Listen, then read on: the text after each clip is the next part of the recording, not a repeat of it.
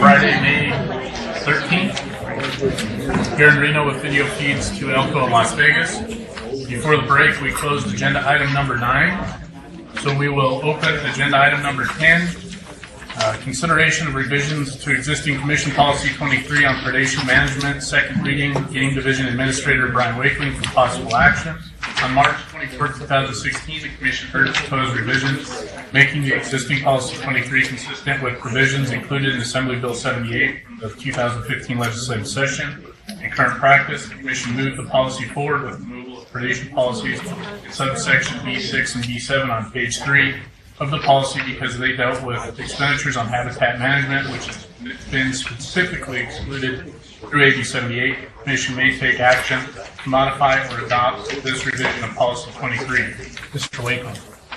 Thank you, Mr. Chairman, members of the Commission. Brian Wakeling, Game Administrator for the Nevada Department of Wildlife. What you have before you is the revised Policy 23 based on the input that the Wildlife Damage Management Committee had provided and the Commission at the last meeting.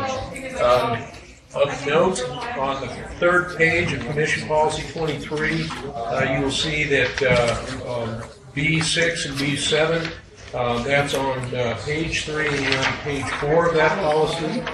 Those items have been stricken from the revision. That was at the Commission's direction from the last meeting.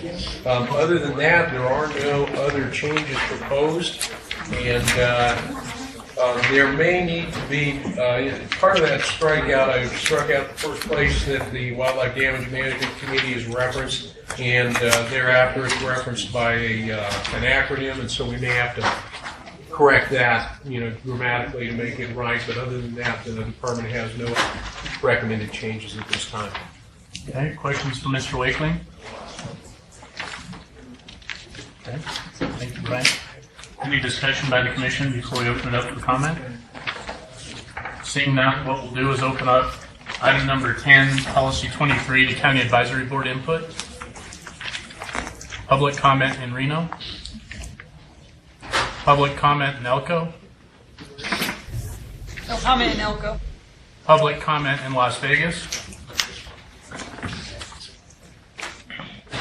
No comment in Las Vegas. Okay, thank you. Bring it back to the board. Is there any further discussion or questions?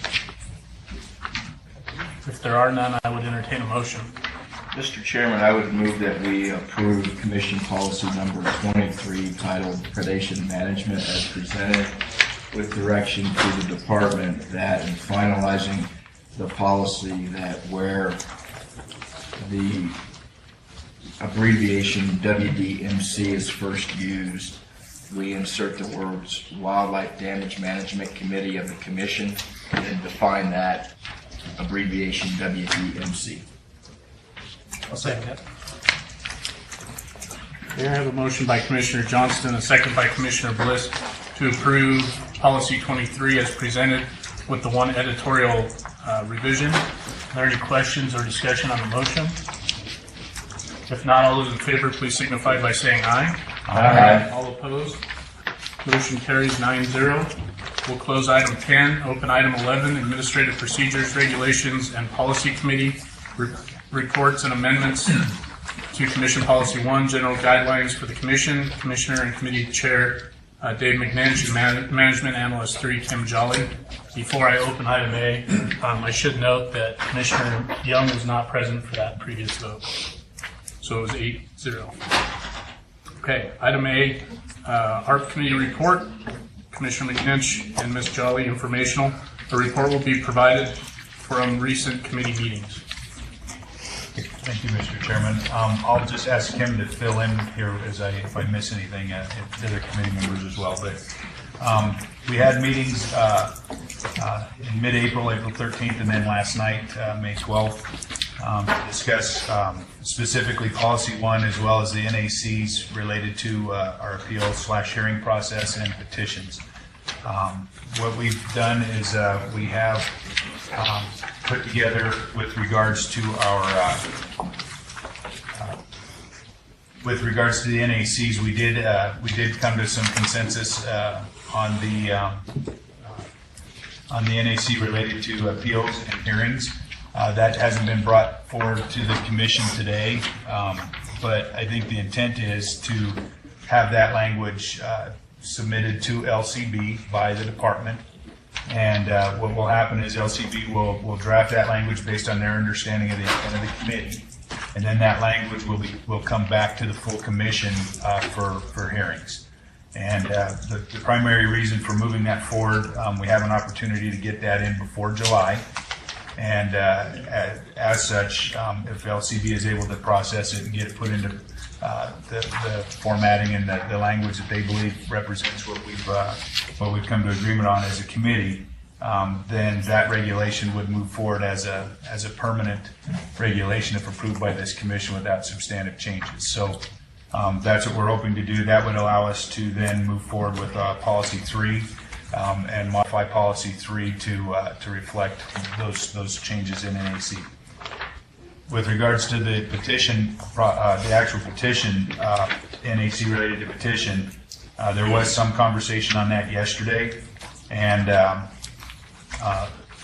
the committee came to consensus. We didn't take a vote on it, but that there needed to be a conversation with the department. We needed to find out with Director Wasley in particular, and possibly you, Chairman, to get a better feel for what basically came out is that the statutory language related to petitions basically states, implies or infers that the department has most of the responsibility for the petition process and determining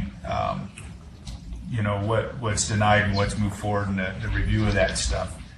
We've inserted ourselves as a commission through NAC.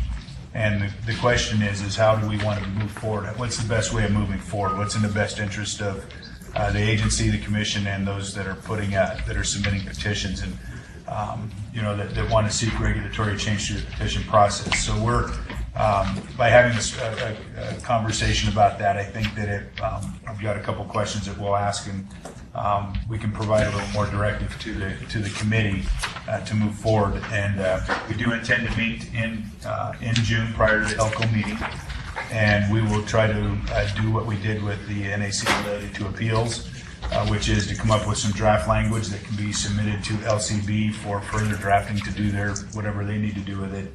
And then that'll be given an R number, which would allow it to be permanent as well. And then it would be brought back to the commission for full consideration and public hearings and things of that nature as an amendment to the NAC. And I do want to point out that the committee is not feeling pressure to get this done before July 1 to make these permanent. The opportunity exists, so we're trying to take advantage of that. But the committee is more than willing to move forward beyond July with whatever, and if it goes in as a temporary, that's fine and has to come back later on. That's not going to be an issue. We're just, if it works out, great. If not, then we're not. It's not a race.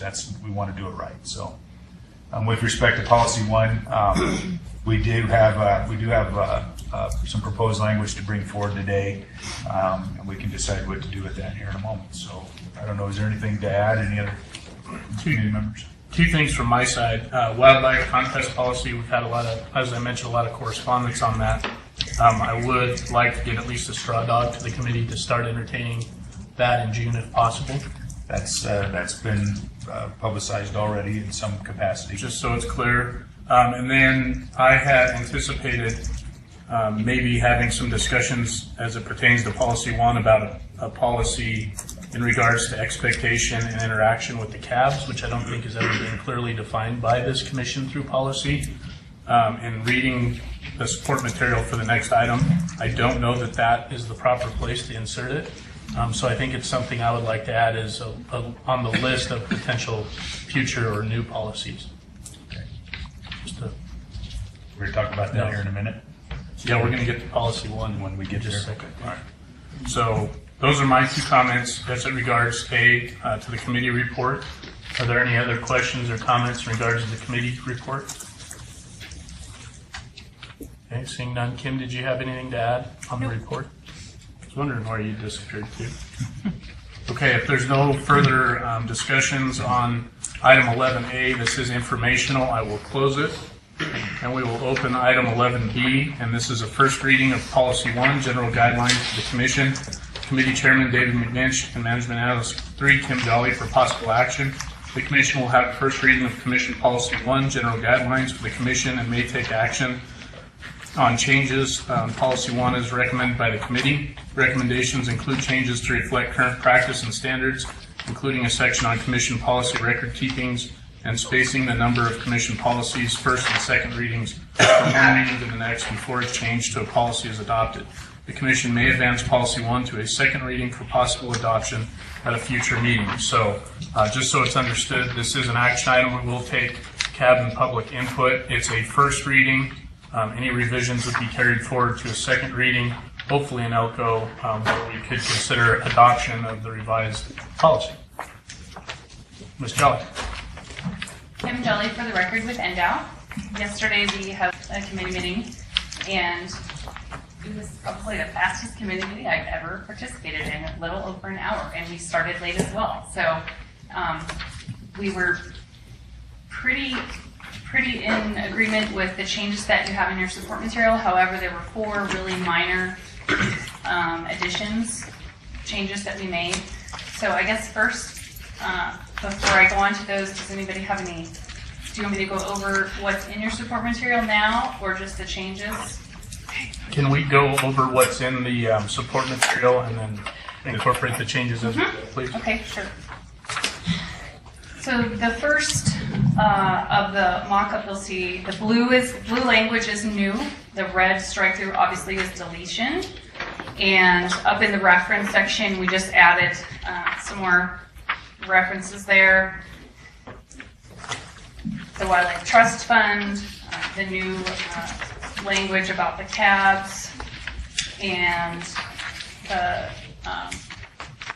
open meeting law has to be followed regardless. So 241, we've got to do that. And then under policy, the first sentence, we just added that and to provide clarification. And then no changes to section 1 under procedure. And then in section 2 meetings, what we did here basically is just reflecting the fact that we have a biennial legislative process and a biennial process for budget building. So the meeting calendar, and this is basically just reflecting what we've already started doing, or been doing. The meeting calendar for the next 2 years will be approved no later than at the regularly scheduled meeting closest to March of the even numbered year. And then the Commission's regularly scheduled meetings will be posted to the website and provided to the members, advisory boards, and interested persons, like it is now. On the second page, we removed those outdated action items that we haven't been following those guidelines. That this is morphed. This section has morphed, so we're trying to just reflect that the fact that we put the topics as they arise, as we approve them on the website, so everybody knows what we're discussing. The next section where we agreed on changes was 5, just striking some unnecessary language and clarifying compensation, travel expenses, and per diem for official duties.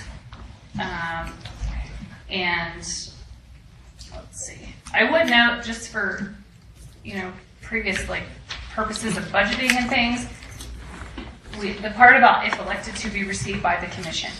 So that's fine. People don't want to elect to receive what have you, but what happens when you're budgeting is there's a historical nobody's collecting, and then there's all of a sudden people are collecting. That's not reflected in our budget because we didn't plan for it, because we're based on the base year's budget. We only do it every 2 years, so that's where that is. On the third page, we added a number 5, and this is to reflect changes from AB 78 of last session that were added to 501.181. And then another just cleanup under B, method of compensation number 2.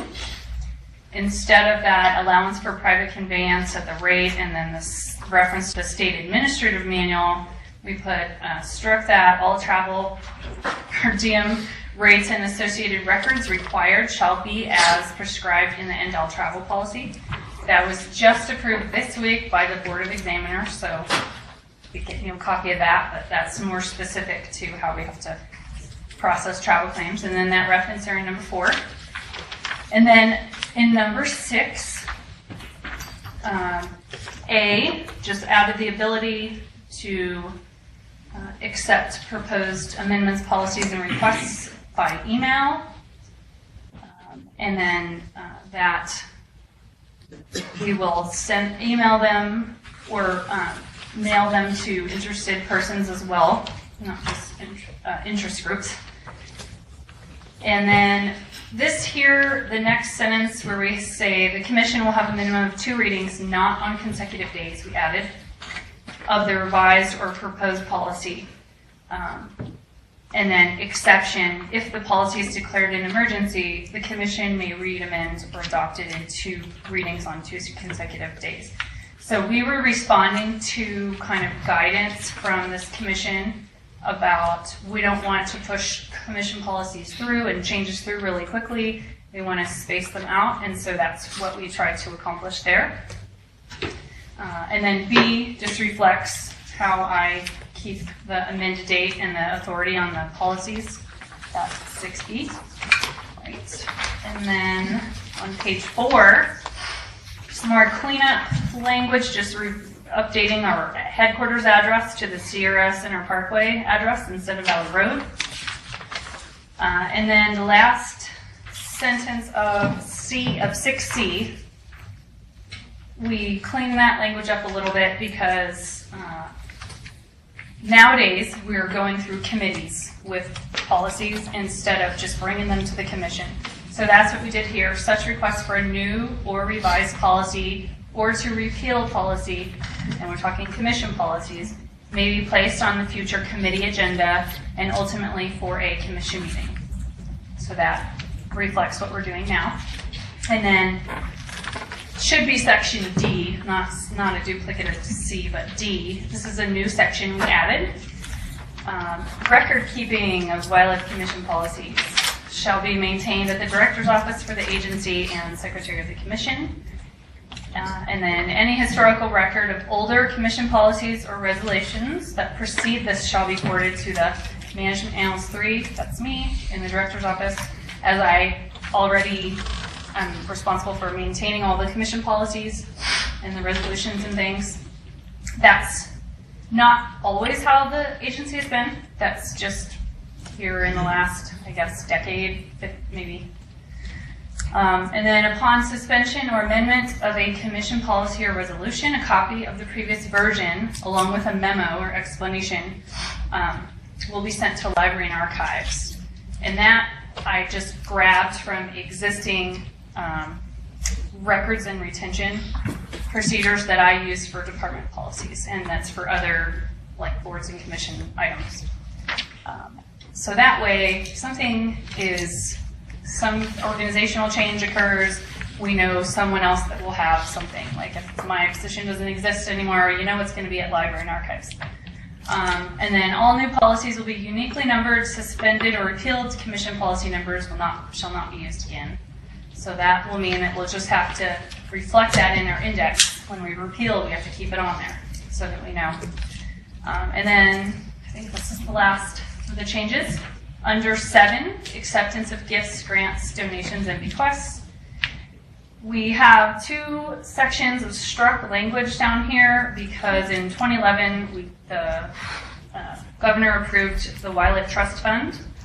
And so this is just kind of a summary of what is existent in NRS. And I won't read it, but the back of your support material, I just went ahead and pasted the reference in there so you have it, so you don't have to look it up, of all the relevant references related to the policy. So with that, that's the support material. As for the changes, just 4 non-substantive changes last yesterday. One of those is on page 2, number 5. We added a comma. That's a compensation. Second change, under 6A, we removed the phrase, "in which case." That's it. Third change from committee meeting last night, on page 4, 6, that record keeping section is named D. And then the last change on number 7, in the second paragraph, where it talks about per statute a report concerning the investment and expenditure of the money, we added the 2 words "will be provided to the Wildlife Commission." And this is an NRS. You can see we already have to do it. It's just kind of that's where the gifts and grants and donations, we want to funnel them so that the use of them is per the donor. And that's all I have. Those are the committee approved changes, very minor to your support material. Okay, great job. I appreciate you stepping us through that. So I had a couple of questions. One of them got resolved with the updates. I was just curious on that last page, page 4 at the bottom, it talks about gifts, grants, requests will be presented to the commission in a public meeting for recognition. Am I misreading something, or isn't that covered by the new blue section? It is, however, the committee desired to just leave that in there. They thought that was still a nice gesture to include that. So it is covered by that report, but they wanted to leave that in there. And we're comfortable with will be versus shall be? Yeah, there was a recognition that the statutory language does say shall. We did have our DAC court did say will or shall. It's coming to you. And then the only other question I had on page 1 at the very top where we say and to provide clarification. In reading this quickly, I wrote provide clarification to what? I'm assuming that means state laws and regulations. I don't know how much clarification we can provide to a state law, but certainly we can provide clarification to our regulations. Excuse me, Mr. Chairman. We've lost connectivity in Vegas. Okay. So it sounds like we've lost our connection to Las Vegas, so let's take a break until at least 4 o'clock and see if we can reestablish that connection. It's 3:53 now.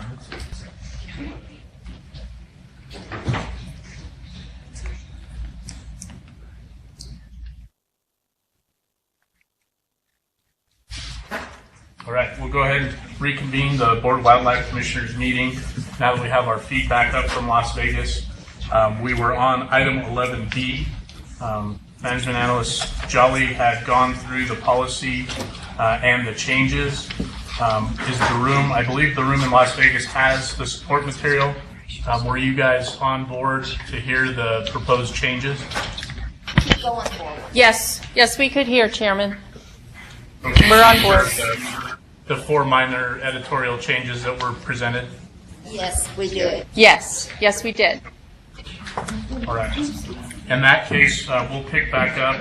I had asked a question in regards to page 1 under policy.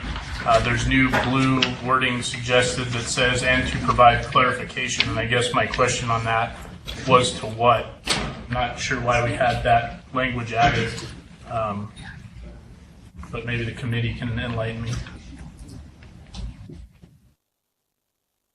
Mr. Chairman, I guess that the term would probably wasn't necessarily supposed to be specific to regulations. I don't believe. Maybe it would be better to. Kim, you can help me here. It is the policy of the Board of Wildlife Commissioners to conduct the business matters and to provide clarification of the board according to the official duties and authority granted by the state laws and regulations. Whatever you want to do. We added a whole record keeping section, and then anywhere that's not, business matters to me was just providing clarification. It's not one of those things that, for me as the chairman, we didn't really discuss it. It was just it was an addition. I think that that was provided in terms of just making a point that that one of our duties would be to provide some clarification. I guess we have an official duties section, but the point is that one of our roles would be to conduct business matters, provide clarification on I guess the laws, regulations to how we function, clarification on our official duties, that type of stuff. So maybe it's not very well written. I would certainly, for me, if it were removed in order to move forward with the other stuff, I would rather do that than try to figure it out, to be quite honest with you. Yeah, I think it's actually cleaner to strike it. I think trying to provide clarification, consistency with regulations, I think actually all that stuff is pretty well covered in the official duties that we have, whether it be by state law or regulation. So I don't think it's needed. It may not. Unless someone can make the case as to why we need to. It's not something that the committee expressed strong feelings about during our deliberations. So I don't think there's going to be. That's what I needed to know. Additional questions or comments on this draft? Okay. Hearing none, this is an action item, so I'll go to County Advisory Board input on item 11B, first reading of Policy 1. Seeing none, public comment in Reno.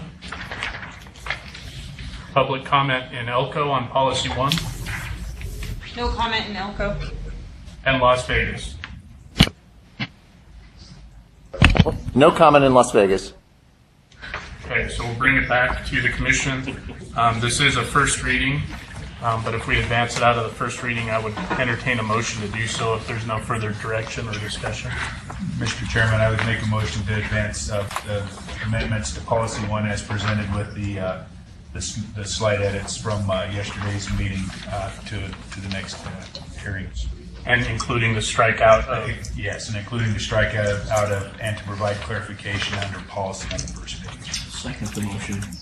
So I have a motion by Commissioner McNinch, a second by Commissioner Johnston to move policy number 1 out of first reading with the edits provided in our support material, as well as those edits provided today by the committee, and the one additional edit to strike out the last line under policy that reads, and to provide clarification. Is there any question or further discussion on the motion? Seeing none, all those in favor, please signify by saying aye. Aye. All opposed? Motion carries 9-0. We will close item 11B. And open item number 12, duck stamp contest sponsors, publication coordinator Aaron Meyer. For possible action in accordance with Commission Policy 50, the Commission will be asked to select a sponsor for the 2017 and 18 duck stamp contest. Ms. Moyola. Yes. For the record, Teresa Moyola, Conservation Education Division Administrator on behalf of Aaron Meyer. Per Policy 50, we solicited sponsors for the 2017-18 duck stamp contest. We do that every other year in accordance with the policy. But the solicitation did outline the responsibility of the sponsoring organization. We received one response to that solicitation from the Nevada Waterfowl Association, who has been the sponsor of the contest for several rotations, and they would like to do so again for the 2017-2018. So we are recommending the selection of the Nevada Waterfowl Association as that sponsor. Questions for Teresa? Okay, seeing none. If there's no discussion or question, I'll open it up. County Advisory Board inputs. Public input in Reno. Public comment in Elko. No comment in Elko. And public comment in Las Vegas. No comment here. Okay. Bring it back to the commission. If there's no further discussion, I would entertain a motion. Mr. Chairman, I'd move that we select the Nevada Waterfowl Association as the duck stamp contest sponsor for the 2017 and 2018 duck stamp contest. Okay. I have a motion by Commissioner Johnston, a second by Commissioner Wallace to approve the Nevada Waterfowl Association as a 2017-18 sponsor. Is there any question or discussion on the motion? Commissioner McMahon? Just to clarify to Commissioner Johnson, the second, that would be for a 2-year period. Yeah, as was presented on the agenda, I said 2017 and 2018. Oh, I'm sorry. I was reading here where it referenced 2017-18 and 2018-19. So as long as we're good, 2 years. Good. So I wanted to make sure. Okay. So this approval would be for a 2-year period? Correct. Is that understood? Okay, any further question or discussion on the motion? If not, all those in favor, please signify by saying aye. Aye. All opposed? Motion carries 9-0. Thank you, Teresa. We will close item number 12 and move to item number 13. Regulation update, informational or report will be provided on outstanding, pending, and future regulations that may require commission consideration over the next year. I just wanted to quickly touch on a few regulations because there has been some movement, and there have also been some things that have happened since our last meeting that the commission and everyone else should be apprised of. So this should be relatively quick, and it will not, actually it will include a couple of the items that are before us here in just a minute. So if you recall our CGRs that we discussed last time, we did include the trail camera discussion. I have met with Chief Turnipseed on that, and there will be a redraft going back to LCD based on some of the input we had at our first workshop. It's unclear if that information will be back in time for the June meeting. In terms of 450, this is a trap visitation. If you'll recall, this regulation was deferred quite some time ago. In fact, I think it was before the legislative session. The regulations were presented back to the Legislative Commission, and that one actually was adopted. So there is a shorter trap visitation interval now in place around Reno and Las Vegas. At the same meeting, the trap demerits regulation that had been deferred was discussed and was deferred again, and I believe deferred in terms of going to the next Legislative Commission meeting. Is that my understanding, Tyler? And we have not had a second meeting since the deferral? Correct. Okay. Elk Arbitration Panel is back before us for the 12th time, maybe? Should have been the 13th for today. 458, relative to electronic triggers, caliber, cartridge length, and smokeless powder restriction is with LCB for revision and rewrite. We have not seen that come back, and that's why it's not on today's agenda. We're hopeful that that will be back in time for the June meeting.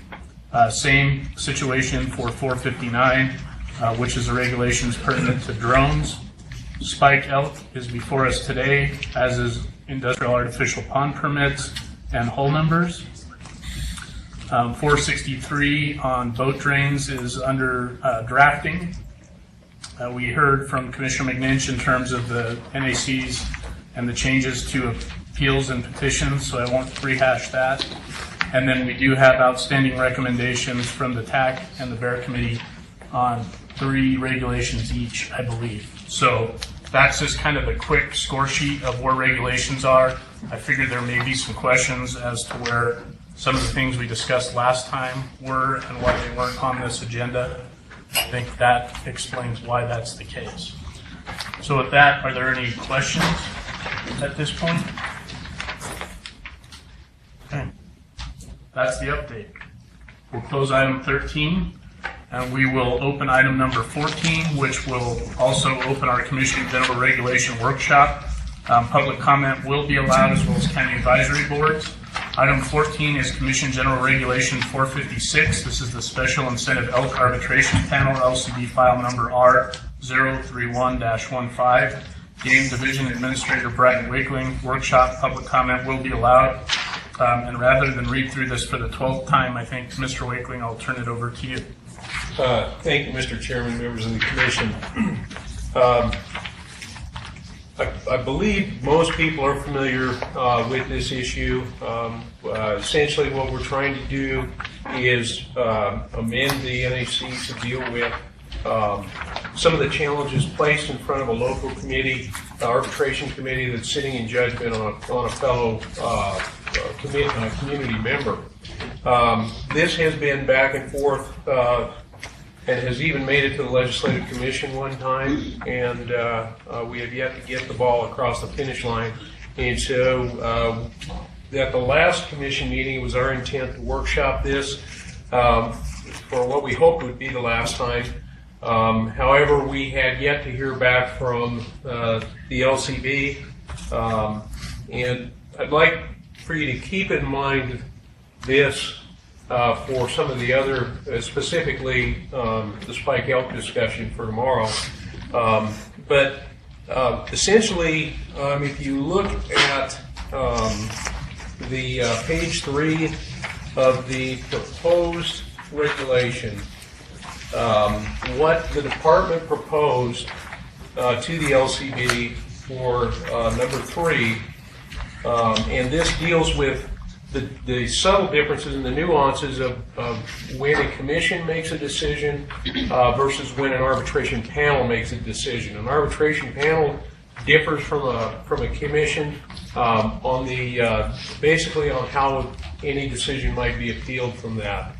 And so what the department proposed was the decision of the commission or the arbitration panel appointed by the commission is final and binding, subject to judicial review on the parties if it complies with the provisions of NAC 502.42253 to 502.42283 inclusive and applicable laws of this state. What the LCB has sent us back essentially struck out what we inserted, which was subject to judicial review, where it said binding on the parties, and inserted after parties for purposes of judicial review. So in essence, what it says now is the decision of the commission or the arbitration panel appointed by the commission is final and binding on the parties for purposes of judicial review if it complies with the provisions of NAC 502.42253 to 502.42283 inclusive and applicable laws of the state. So that is the proposed NAC as the department would like to present it to the commission. And it has been, just to be clear, this is something that the LCB has reviewed. Okay, so just to be completely redundant, page 3, item 3, the LCB is suggesting that it read the decision of the commission or the arbitration panel appointed by the commission is final and binding on the parties for the purpose of judicial review if it complies with the provisions, da-da-da-da-da. That is correct, Mr. Chairman. Is everyone clear on that? So it's a little bit different than the support material, but it is a formal rewrite from LCB. Okay, at this point, are there any questions or comments from the commission? Okay, seeing none, County Advisory Board input on item 14. Public input on item 14. Public input from Elko No comment in Elko. or from Las Vegas. No comment in Las Vegas. Okay, so I will bring it back to the commission. My recommendation would be to move this out of workshop with the change that was proposed and presented by Mr. Wakeling today that does not match what we have in our support material. And this is on the agenda for approval tomorrow. Okay, any questions or concerns with that? All right, seeing none, we'll go ahead and close item 14 in that workshop. And we will open item 15. Commission General Regulation 461, Industrial Artificial Pond Permits, or IAP, LCB file number R014-16, Habitat Division Administrator Alan Janae. This is a workshop. Public comment will be allowed. The Commission will hold a workshop to consider regulation changes related to amending Chapter 502 NAC.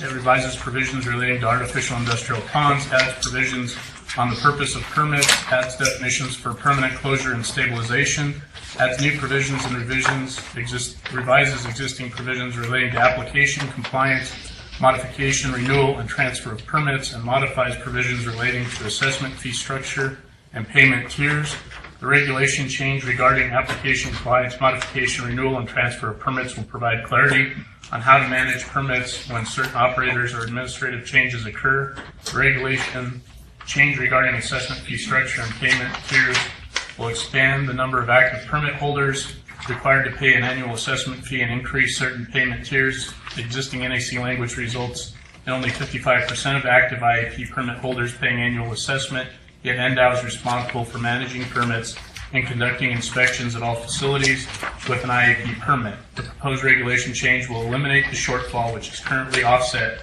with sportsman dollars, and will create an industry-funded permitting program. Mr. Janae, thanks for waiting. Thank you, Chairman, and I apologize for that, but you should know the reg real well right now. Okay, good afternoon, Mr. Chairman and members of the Commission. I wanted to take the chance to walk you through a PowerPoint. I know that the Industrial Artificial Pond Permit Program is not something that you guys are familiar with, so we gave you a presentation back in the fall in Fallon, and we just wanted to kind of give you a succinct overview of this regulation real quick. I'll make it fast because I know we are running late. So the Industrial Artificial Pond Permit is outlined in NRS 502-390. It allows the opportunity or defines that ponds or operations that have industrial artificial ponds that have ponds with constituents that might be lethal to wildlife need a permit. It provides guidelines on the permits, how they're renewed, provides for a permit cost of $125 a year. Also within that is it requires that every permit holder will have an assessment fee. It also then further spells out the specific penalties within for the regulation. The regulation that we're looking at is the NAC, NAC 502, 460 to 495. The last time, this was actually originally drafted in 1989 to 1991. We have not touched this regulation since then, so it's been in place for 25 years. And so, as I mentioned, we're only gonna look at this NAC, and I'll give you the reasons of why we're going back and revisiting this 25-year-old reg. The proposed regulation change is to change the basic reason is to change the assessment fee structure. Additionally, we took a look at some of the definitions, tried to add and modify and clean up some of that, and then also describe some of the permit issuance, renewal, and modification language, do some work on that. Knowing that this is not our typical constituent type of discussion, we took this out to all stakeholders. We had 3 stakeholder meetings spread across the state in January of this year.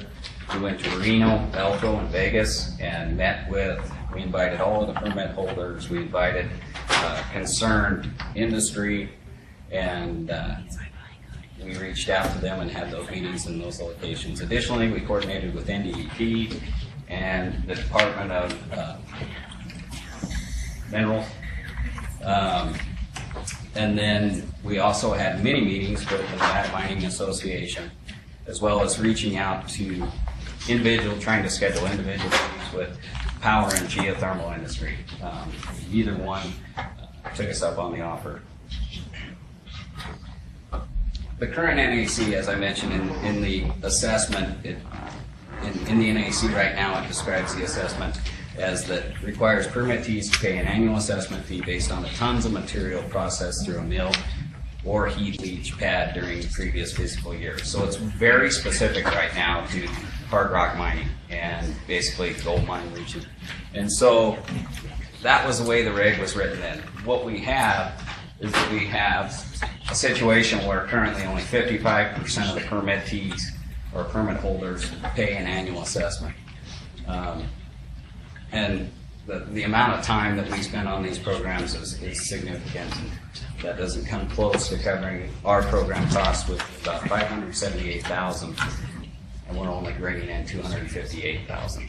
So that additional cost is being passed on to the sportsman. It's being covered by sportsman's funds. So what we looked at is we looked at a process to try to make this a self-sustaining program. And so when you look at it, the average cost of a permit is about $6,400, and the average revenue right now is about $2,870. So you can see the efficiencies. What we're doing on the assessment fee, and I'll kind of show you in the reg, but it's a little complicated. There's going to be 3 different assessment fee schedules, and so it'll be designed for, as the old reg was, which was the tonnage of ore. It'll be based on the acres, the cumulative acres of the pond, or the water bodies, the total number of water bodies on a facility. Underneath each of those fee schedules will be a tier, and so by regulation, by NRS, we're only allowed to charge up to a $10,000 assessment. So we're going to stay within that NRS, and the fee structures, the tiers, will be from basically 0 to 10,000. So this assessment fee adjustment is looking to take the permits that are paying from 55% to 100%. So as I mentioned before, it'll be the 5 payment tiers within the fee schedule. The larger projects will pay more. It'll provide payment for permanent closure facilities where we're still actually conducting work. They're in a state of permanent closure, but there's still ponds on and still pose a risk to wildlife. As I mentioned, the highest payment tier will be $10,000 in the range from $1,000 to $10,000. Fee calculation example, this is probably the best way to walk you through it is if you look at, here's the different tiers, and there going across horizontally is the fee schedule A, B, and C, the ore tonnage, the pond acres, and the pond total maximum count.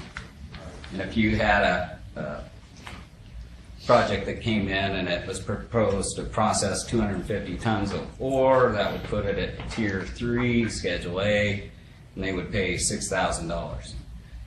It has a total of 30 surface acres of ponds. When you look at that, if you use that fee schedule, that would take it into tier 2. B fee schedule, which would be $3,000.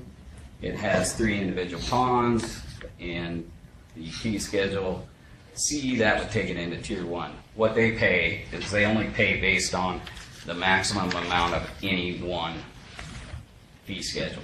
So although there's 3 different tiers, they don't pay additionally for each one. They just take the maximum, the highest dollar amount out of any one fee schedule and pay that amount.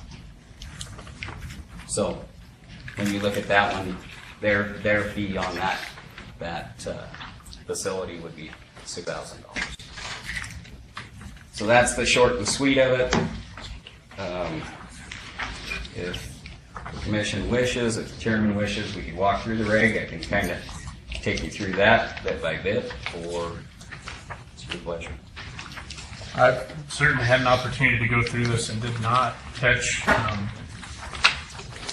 any editorial changes. I did have a question on the fee assessment. I think the presentation answered that. So does anyone care to have Mr. Janae step through this section by section, or is everyone comfortable having been able to read this? Does anyone want him to step through it? Commissioner Lynch? Thank you, Mr. Chairman. Not to walk through it, and I appreciate the clarification on the tier, because maybe if I read it again, it might come out to me. I didn't pick up that with how you explained it as written here, and I'm going to read through it again. Maybe now's not the time. I'll read through it again and just see if I pick it up. But that was definitely the question: is how does that work? So I guess it's possible that it's when I read it, it'll make a different sense to me. But on my initial go around, I didn't pick that up. So maybe there's a way we might have to look at modifying it to make it clear. I don't know. Or alternatively, could you point us to the section? Yes. So maybe where that's discussed. So if you look at page 7, the bottom of page 6 and the top of page 7, section 8, where it says section 8, number 1, the holder of the permit for an artificial or artificially created body of water issued pursuant to NRS 502-390 shall pay an assessment required by that section based on the specifications for the design of any facility associated with the artificial or artificially created body of water according to the following schedule. And then it lays out the fee schedule A, fee schedule B, fee schedule C with each of the different tiers. And so, again, knowing that they cumulatively can't pay more than $10,000. And this is the language that came back from LCB. Initially, we had a term in there that we were trying to say the greatest fee schedule.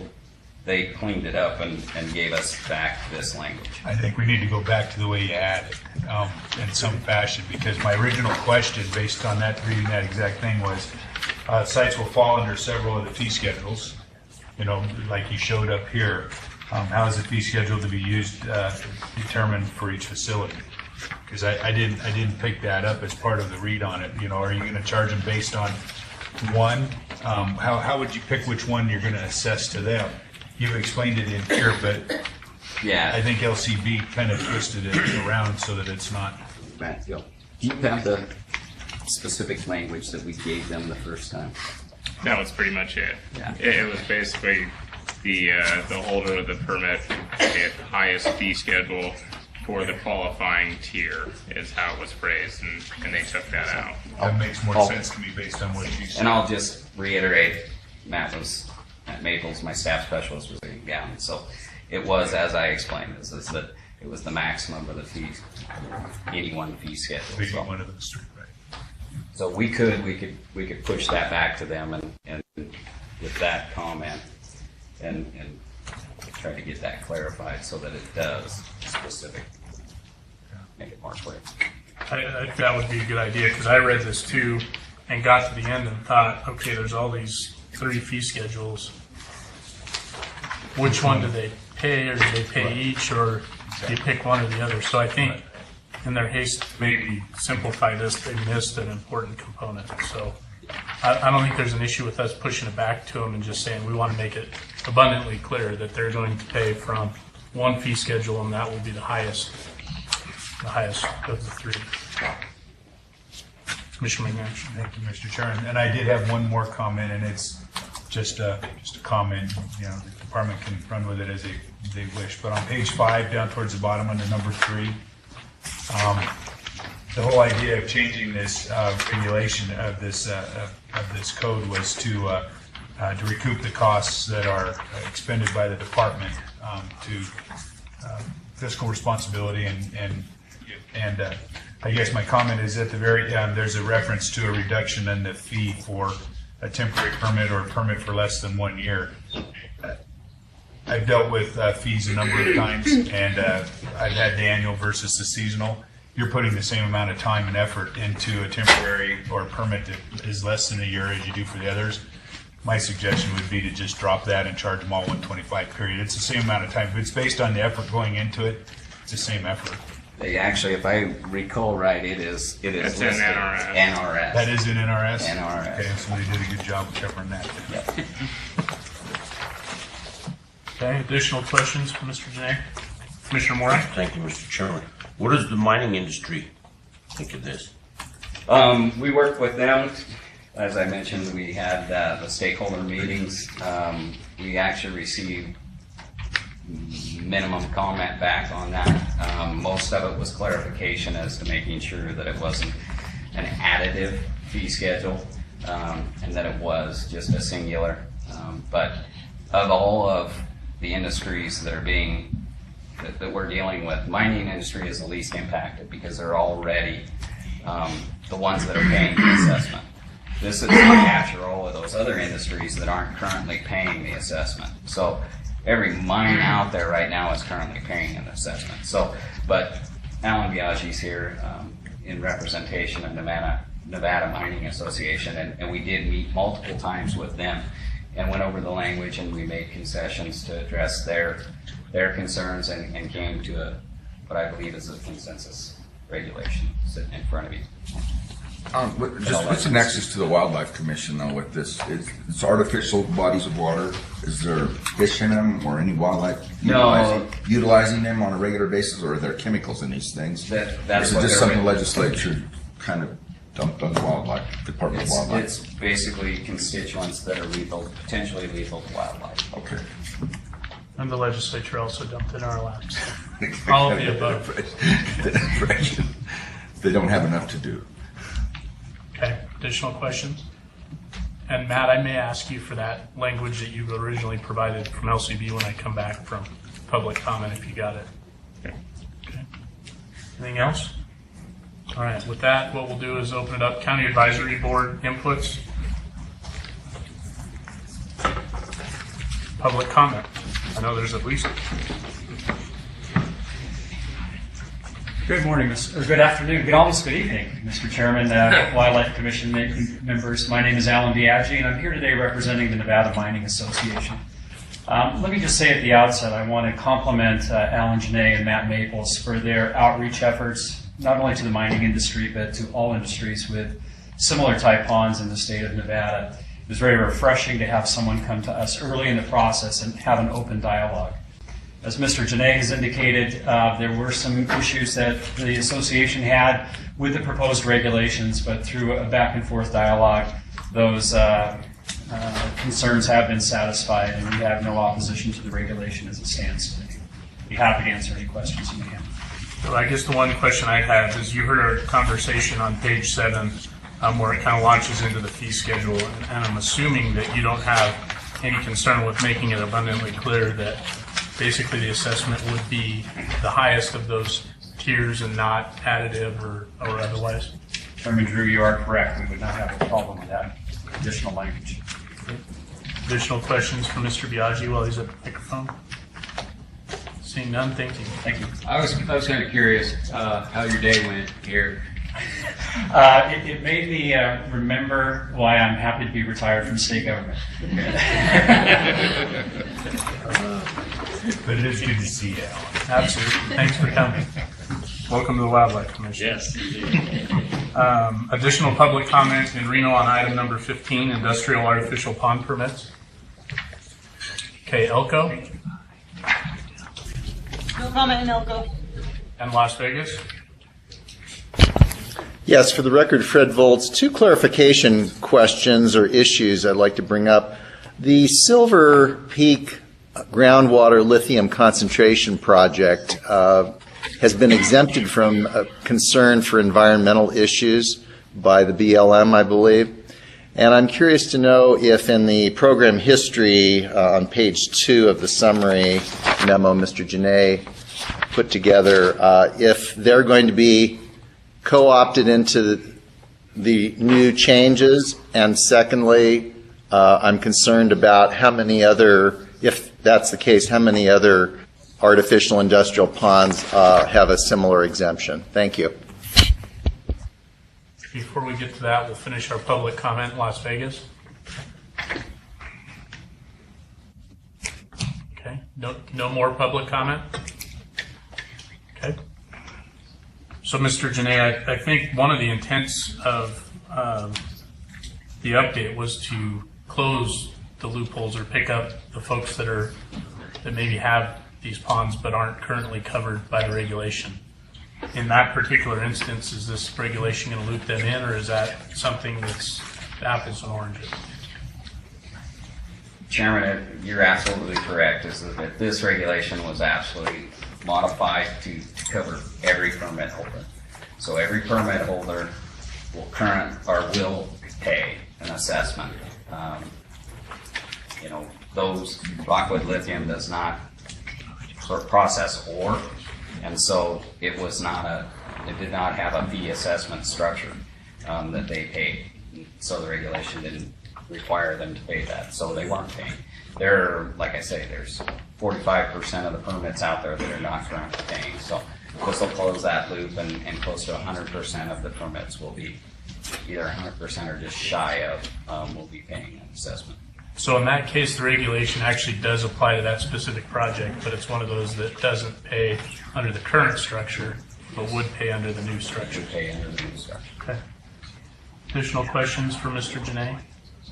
All right. Mr. Maples, could I get the language that the department had suggested pertinent to page 7? I'm waiting on a computer load here. Okay. I can play Jeopardy music if you'd like. I just want to make sure coming out of the workshop that we have some specific language that everyone's comfortable with so we know what we're sending back to LCD. Yep. If that's all right.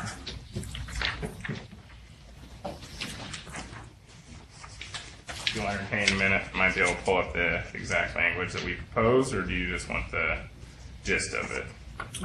If you have language that you're comfortable with, I would rather get that. Okay. I'll pull up the original then if you can entertain me for just a moment. This is called being put on the spot.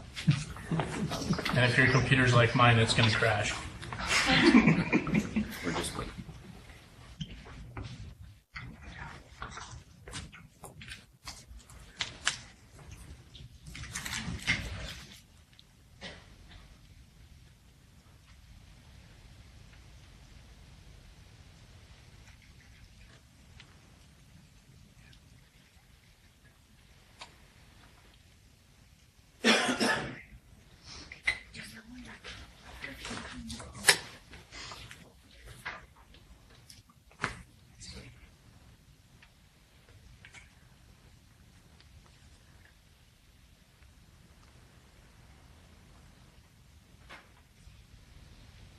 Just while we're waiting, we'll have the record reflect that Commissioner Valentine needs to step out for a family situation. So it's out of his control, but he is going to be absent for the rest of the meeting, and we hope to have him back tomorrow and wish him luck.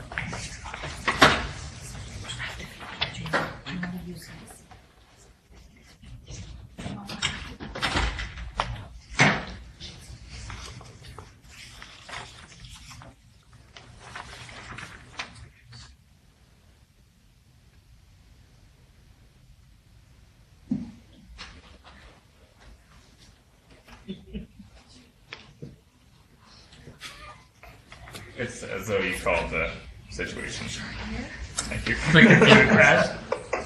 It will not open the file. Okay. If you can give us something The amount. close, we can probably provide you direction.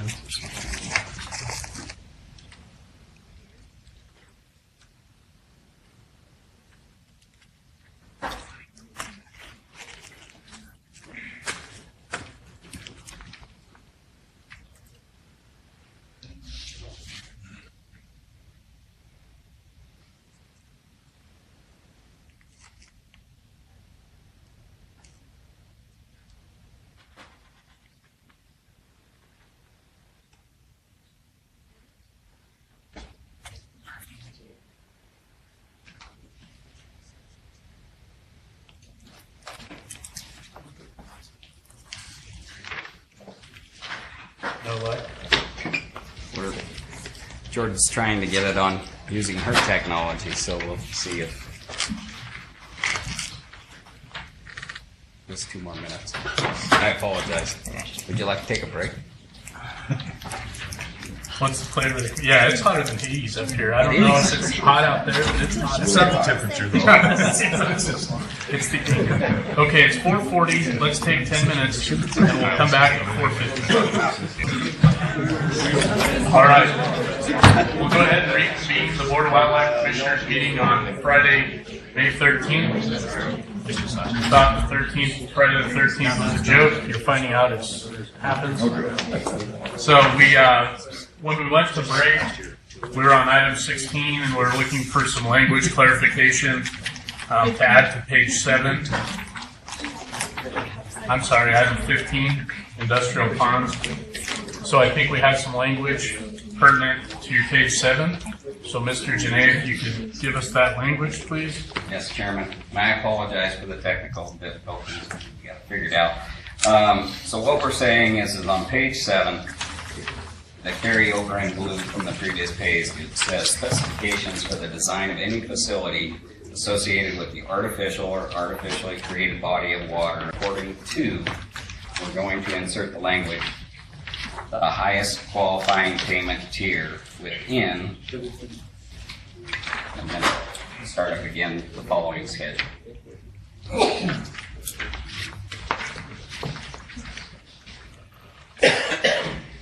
So after 2, again, the highest qualifying payment tier within the new language, and then followed by the following schedule. Okay. So at this point, where we are with the workshop is it sounds like the commissioners are comfortable with the whole of the regulation with one exception, and that would be on page number 7. And the blue language, which is new language, would now read specifications for the design of any facility associated with the artificial or artificially created body of water according to the highest qualifying payment tier within the following schedule. Okay, so that language will be advanced out of this workshop and added to the support material for the next hearing when we bring it up for possible approval. Is everyone clear with that? Commissioner McNinch. Thank you, Mr. Chairman. Can I make a suggestion possibly? Because see, that still implies right there to the one schedule possibly. So I guess in my mind, what would make it clear, more clear, would be associated with the artificially created body of water according to the highest applicable payment tier within any of the following schedules. Could you please repeat that again? Yeah. Body of water according to the highest applicable payment tier within any of the following schedules, or within schedules A through C or whatever it is. I'm just throwing that out as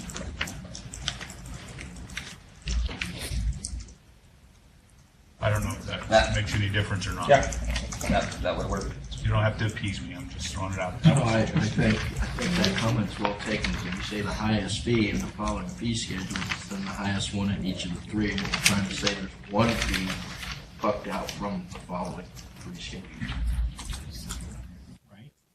Or just the next one that's listed, just the first one that's listed, possibly. So my question was, you had that language in your pocket the whole time the computer crashed?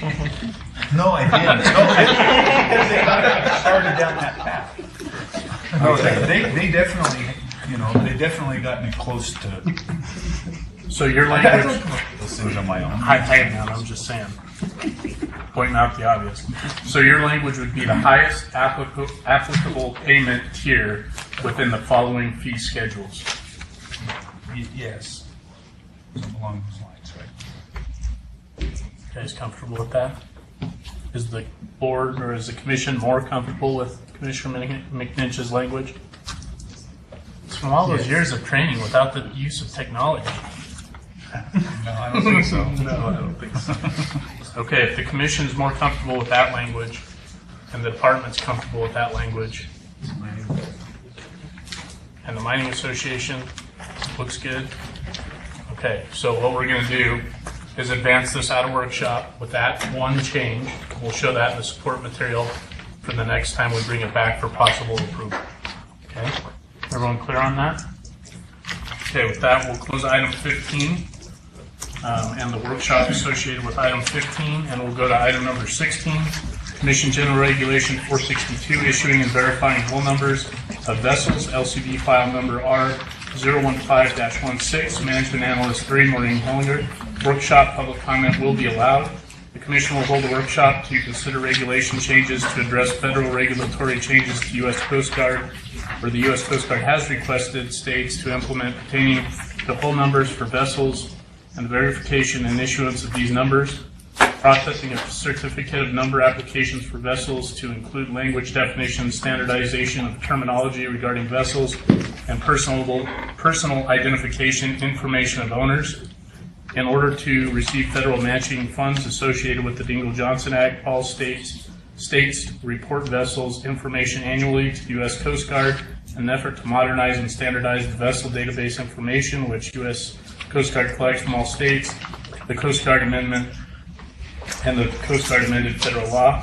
This federal change standardizes terminology across all of the states and provides direction regarding the method that states assign to verify hull numbers. Ultimately, these federal changes are expected to improve state reporting. As a result, the department must amend state regulation to implement this standardization effort in order to meet U.S. Coast Guard reporting requirements. These changes must be implemented by January 1st of 2017. Ms. Hollinger. Thank you, Mr. Chairman and Commission. Maureen Hollinger, Nevada Department of Wildlife. I'm here to present LCB File R01516, Commission General Regulation 462, as drafted by the Legislative Council Bureau in the Department.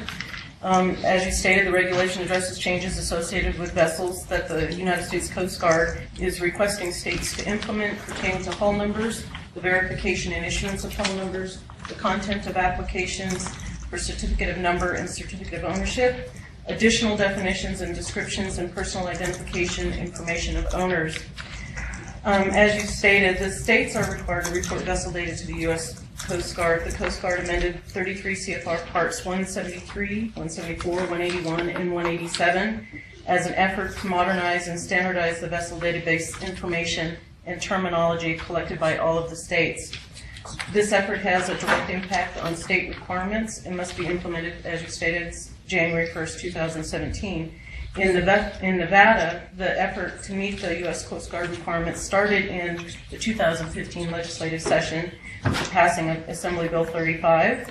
Assembly Bill 35 addressed requirements for the state to verify the hull numbers, meet the requirements prescribed by the Coast Guard, and issue new state hull numbers if the hull number did not meet those requirements. Pursuant to AB 35 and the U.S. Coast Guard direction, we drafted language amending a significant portion of Chapter 488 of the Nevada Administrative Code. That chapter pertains to vessels. The draft language was presented to the Coast Guard for review to make sure we were on track with the efforts to meet their requirements. After review, we submitted the draft language to LCB for the finalization into the product that you see before you for this workshop. The regulation amendment tackles a significant portion, and the goal of the U.S. Coast Guard is to improve reporting, boating safety efforts, enhance law enforcement efforts, and clarify requirements for all of the states. Having uniformity of the data at the state level will help with the effort. As a result, much of what is being amended involves, as mentioned, standardization of terminology. There is a host of new terms and definitions as provided by the Coast Guard, and adding new terminology results in language housekeeping, which occurs throughout the amendment. Further, the Coast Guard is requesting additional data regarding owners, and those changes are located in the sections associated with the applications for certificate of number and certificate of ownership, which is our registration and titling applications. Such information includes the physical address, date of birth of registered owners, driver's licenses, another form of government IDs to be collected, and are being added in addition to employee identification number if the applications are made under a business name. So it's a big effort. Implementation. Implementation will include programming changes to the department's licensing database, the Nevada Wildlife Data System, for both of our counter and online consumer sales sites, for the input and output formats of the new data being requested, to include but not limited to updating all layouts, process transactions, and documents generated out of those transactions, registrations, and titles. There will be programming for the hull number formatting to meet the Coast Guard requirements and address changes to the tables associated with propulsion, fuel, hull types, and operation. Additionally, reports associated with vessel registration and titling program will be reviewed and updated to meet the agency's data reporting requirements. As part of the hull number requirements, we're researching new state hull numbers, decals, for when we have to assign a state hull number, and when the department determines a hull number does not meet the new Coast Guard requirements. These state hull numbers must be durable, and we have been communicating with other states as to products that they're using. In fact, one that's caught our eye is Oklahoma's. Then, of course, we are planning to notify Nevada vessel owners impacted by the hull number requirements. There are a significant number of vessels that do not currently meet the requirement, of which many have not been registered for a number of years. Internally, we've discussed to start with registered owners from the last 3 to 5 years, and since they have the most current contact information. And then those vessels that have not been registered for many years will have the new requirements addressed at the time they surface during a transaction, whether it's a change of ownership or registration. A brief explanation of the sections. The Legislative Council's Digest, pages 1 through 3, provide explanations to several of the sections with substantive changes. We got this regulation draft from LCB about a week before we could submit it for support material. We submitted it as is with the knowledge that we could find some edits. Staff has determined that there are some edits, and I'd like to go through that with you at this time. The first edit, and most of these are just housekeeping. We found other locations where changes have been made that weren't caught, and we need to make those changes. So the first one is for section 2, and on page 8. Section 2 deals with the applications for certificate of number and certificate of ownership. And it deals, where we have an additional edit, deals with a statement signed by the owner indicating that I, the signature owner, in signing this statement, hereby attest that the original hull number assigned to this vessel has been visually inspected and verified to be the hull number recorded in the application for a certificate of number or certificate of ownership as applicable to which this statement is attached. We would like to edit and remove the term original in that first sentence of the attestation, because going forward in time, we may be actually having a owner be attesting to a hull number we may have assigned, which is not the original. So we just would like it to say, hereby attest that the hull number assigned to this vessel has been visually inspected. The next change on that statement, we would like to remove, put a period, and it's on page 9. So if it's at the top of the page, it starts with number recorded in the application and put a period after application and remove the remainder of that statement. This attestation is going to show up on our applications for registration and titling, and that last portion of that sentence is redundant. We didn't feel it was necessary the way LCB crafted it. The next edits that our staff found in regards to some housekeeping language is on section 3, page 10, and it's a new subsection O. And then there's number 4, where it says carriage of the certificate on board. The motorboat was stricken and it's replaced with vessel. That's correct. We would like to add, so it will read the carriage of the certificate of number, to clarify that it is the certificate of number that needs to be carried on board. Additionally, in subsection 2, we would add that same language at the start of that sentence, a certificate of number issued for a livery boat. A third iteration of that edit would be in subsection 3, a certificate of number issued for a vessel. And then additionally in that sentence, which is to be operated, and replace the word used to operated, because that is one of the language changes that the Coast Guard has asked states to implement, and we no longer will be using the word used, it will be operated. So we missed it in our first pass, so we'd like to make that change. The next edit is in section 7, page 12, subsection 4. It reads, once a vessel has been destroyed or abandoned, the department shall print the word salvage on each subsequent certificate of ownership which it issues for that vessel. We would like to edit the term shall to may. The rationale behind this request is that not all boats are destroyed and need to have the term salvage. Some are abandoned. The finders go through the protocol to change it into their name. So not every boat is going to have salvage, whether it's destroyed or abandoned. There's a subtlety there.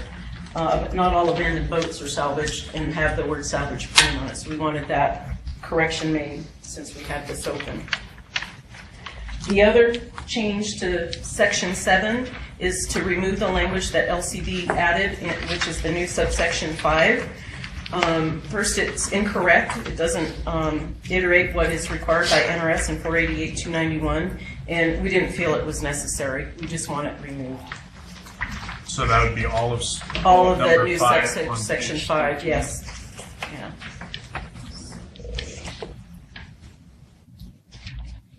The next edit is in section 13 on page 16 in the subsection 1, dealing when we assign a state call number. Whenever the department assigns a state call number to a vessel, the number will consist of 2 letters designating the state, followed by the letter Z. The next 5 characters will be an identifying serial number, and the last 4 characters will indicate, and we want to strike month and just leave it as year, that the vessel is issued a certificate of ownership.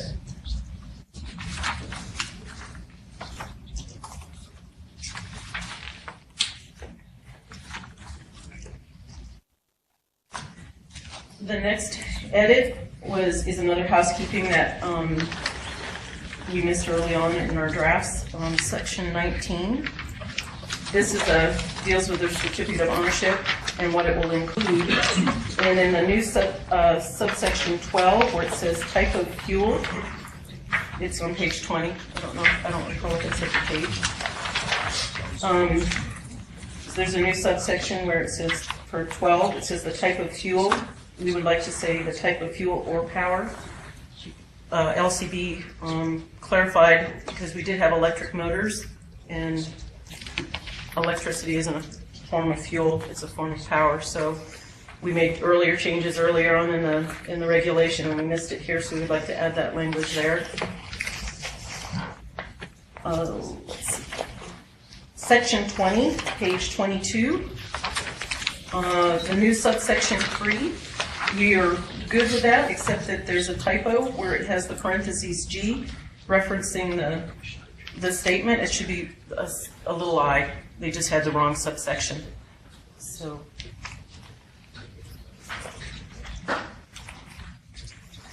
and getting there, I've got 2 more stickies left.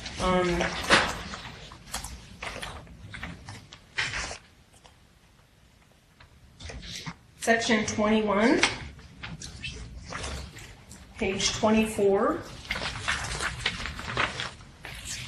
section 21 deals with the transfer of ownership. There's always potential during a transaction that we might need to do an inspection. We have added language on page 24 with a new section G, and it says, if required pursuant to NEC 488-320, it currently reads a certificate of inspection of the vessel. We would like to just strike the terms a certificate of and just say an inspection of the vessel completed by an employee of the department.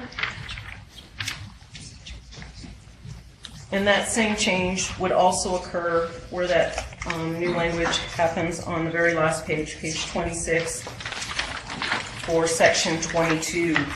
It's a new section E. If required pursuant to NEC 488-320, make the same change so it reads an inspection of the vessel, striking the terms a certificate of.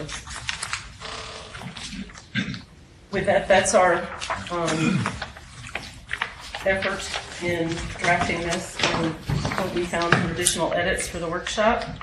I will turn it back to the commission for any questions. We have Captain David Fiffner here, who's our liaison for the department with the Coast Guard, if you have any questions for him in regards to that aspect. So Maureen, I had a question for you. Given the late date that this came back right before support material was due, I'm guessing, has the Coast Guard reviewed the language that came back from LCB? Yes, Captain Fiffner did send it back to him. And did that include the editorial changes you just went through with us? I don't recall what it was supposed to work. Mr. Commissioner, you've waited all day. I've waited all day. I missed my flight, but that's all right. The last changes, they did not respond to us yet. I did have a conversation with them this week about it, and they didn't seem to think they had went through part of it, but they seemed to think that everything was fine with them. Okay. It's kind of a monumental task even for them because they have all 50 states and the territories also that are asking them for that review. So it's like, everybody's rushing to get this done by the 17th. We all knew when we started early enough, but it's just a lot of changes because a lot of Homeland Security issues that are tied to this also. Sure. That was my question. Additional questions for Maureen and Captain Fiffner? Okay. I guess the only other question I had, and I'm trying to figure out where it was now. There's a lot of regulations or requirements on page 8 in terms of what you need to have. The following documents: manufacturer statement of origin, dealer's report of vessel sale. I'm assuming we don't have any latitude to change that, but I'm just curious if we have issues where those documents can't be found or provisions for what happens if those documents aren't available. Have we run into that, or? And the way subsection reads says is it may be used as evidence of information. We may not necessarily need to collect all of those in regards to a transaction. We may only need a few of them, depending on what's presented. A lot of times we send them away saying you need to get certain these documents to be able to do the transaction. So this is just a laundry list of things that we can accept for those applications, whether it's registration or title. Okay. Anything else? All right, seeing no further questions, we'll open it up to County Advisory Board input on item number 16, Commission General Regulation regarding issuing and verifying hull numbers of vessels, cabs. Public comment in Reno? Public comment in Elko? No comment in Elko. And Las Vegas? No comment. Thank you. I'll bring it back to the commission. Is everyone comfortable with the changes that Maureen enumerated for us? Okay, with that being a kind of a general consensus, then what we will do is move this forward out of workshop with the changes that Maureen went through, and we will be probably asking, or I will be asking again, if the Coast Guard has signed off on those changes, which hopefully we'll know before. I'll possible contact them approval. this week, Mr. Chairman. Okay, wonderful. Anything else? All right, with that, we will close item 16.